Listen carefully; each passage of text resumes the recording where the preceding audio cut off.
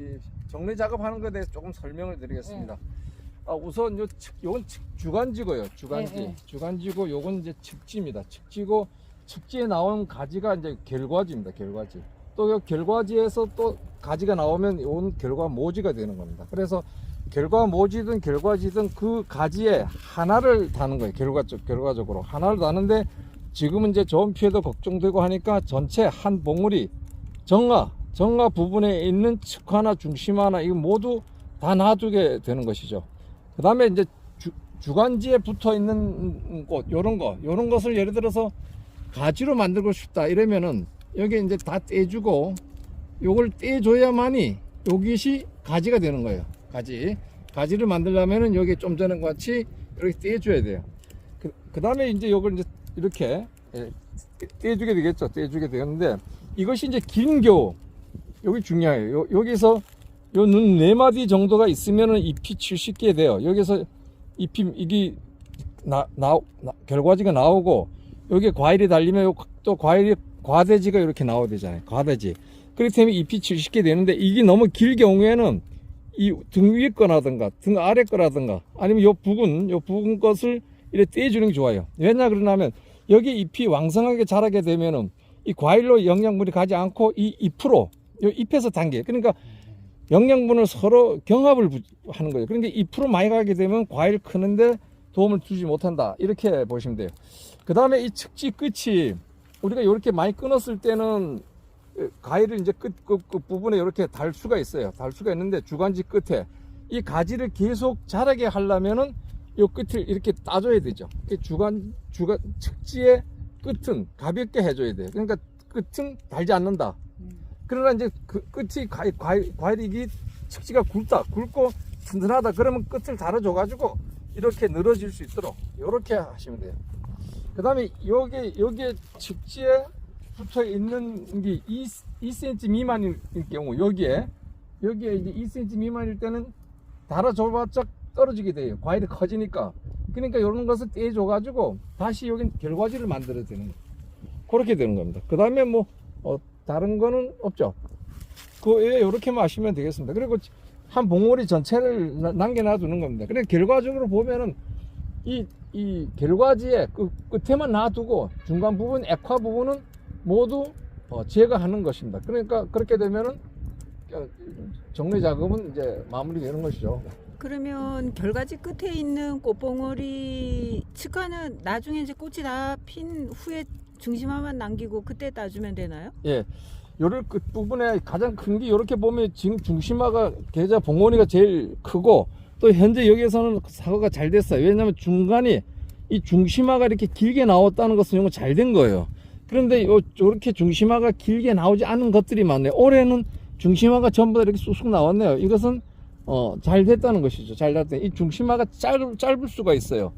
여기 거의 다 오늘 거는 이걸 보면 전부 다 여기도 이 중심화가 이렇게 커졌다. 그래서 나중에 적과할 때 또 시간이 있으면은 뭐 한두 개 정도 이렇게 하는데 저온 피해 때문에 끝까지 놔두고 봐야 되겠습니다. 일단은 정화 부분은 다 두었다가 꽃이 핀 후에 과일이 상황을 보고 이제 측화는 따준다. 측화를 따주고 그 다음에 측화를 따주고 나서도 이 너무 총총이 과일이 있으면은 그 총총이 있는 가장 좁은 공간에 있는 과일을 적과를 해주면 되겠습니다. 그리고 이 가지의 굵기에 따라서 몇 개를 달 것인가 그걸 이제 생각해야죠. 그러면 나무 가지 측화 하나당 보통 한 몇 개 정도 착과를 하면 그건 좋을까요? 이 측지의 굵기에 따라서 예를 들어서 가늘다 이러면 과일을 많이 달게 되면 늘어져서 그 측지는 크지 못해요. 그러니까 굵을 경우에는 10개 정도.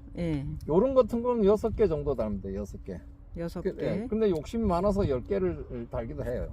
그러면 측지가 더 이상 뻗어 나가지 못하잖아요. 그렇죠. 그죠? 그래서 가장 중요한 건 세력을 안정화시키는 거예요. 세력이 빠져도 안 되고 너무 세도 안 되고 그렇게 되어 있습니다. 그러니까 그런 것을 상당히 세력 부분을 생각해 가면서 사과를 키우면 되겠습니다. 여기에 등 위에 이렇게 나 있는 것은 과일이 달렸을 때 이렇게 구부러지게 되면 여기에 닿게 돼요. 닿게 돼 가지고 여기에 과일이 상처가 나기 때문에 정형화가 될 수가 없습니다. 그래서 이런 것은 등 위에 것은 이제 바싹 이렇게 정례 작업할 때 끊어주는 게 좋습니다. 이 위에 거는. 왜냐하면 나중에라도 이게 올라갔을 경우에 햇볕도 차단할 수 있고 농약을 쳤을 때 농약이 또 잘 안 맞을 수 있어요. 안쪽 부분에. 그래서 등 위로 올라가 있는 가지들은 제거해 줘야 됩니다. 제거해 줘도 충분한 측지들이 결과지들이 있기 때문에 뭐 크게 문제가 없다 이렇게 봅니다. 만약에 그렇게 결과지들이 없다고 하면은 등 위 거를 이 크립을 가지고 등 위로 올라갔죠. 그럼 이런 것을 가지가 이쪽 없다, 이거 달아 먹겠다 하고 하면은 이렇게 해주게 되면은 옆으로 내려왔죠. 그래서 과일이 이렇게 달기 때문에 과일이 상처를 나지 않습니다. 그러니까 이렇게 해주시면 되고.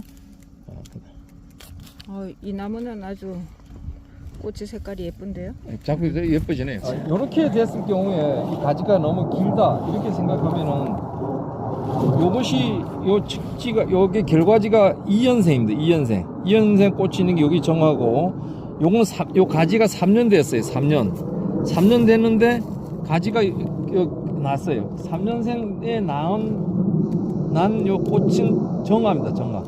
그래서 이제 뭐 이게 너무 길게 이러면은 이렇게 끊어서 이렇게 해도 여기 정화로서 또 입수가 요 충분히 합니다. 입수가 한 3-4개만 있고 과대지가 나오면은 입수가 40개, 50개, 한 70개 정도 되면은 대가가 만들어질 수 있기 때문에.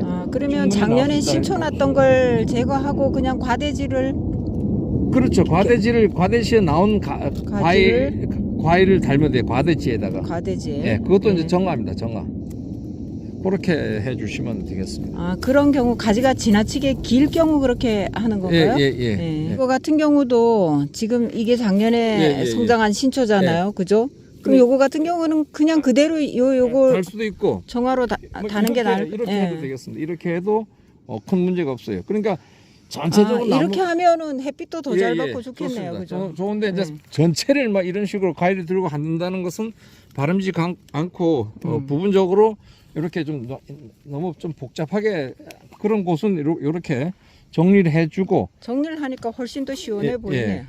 그리고 이 결과지들이 또 결과 모지들이 길이가 장가지보다는 이제 한 10cm? 단과지 6cm에서 10cm 이내가 홍농은 가장 좋습니다. 그러니까 그런 것을 생각하셔가지고 이런 거 같은 경우는 세발처럼 돼 있는데 뭐 정리를 하나 해주는 게 좋지 않을까요? 요 바로 밑에는 이렇게 제거를 해주는 게 좋습니다. 요 밑에 이렇게 해주고, 요건 입수가 필요하니까 이렇게 해주고, 여기도 지금 앞으로 나와요. 여기에 입수가 나오게 됩니다. 앞으로.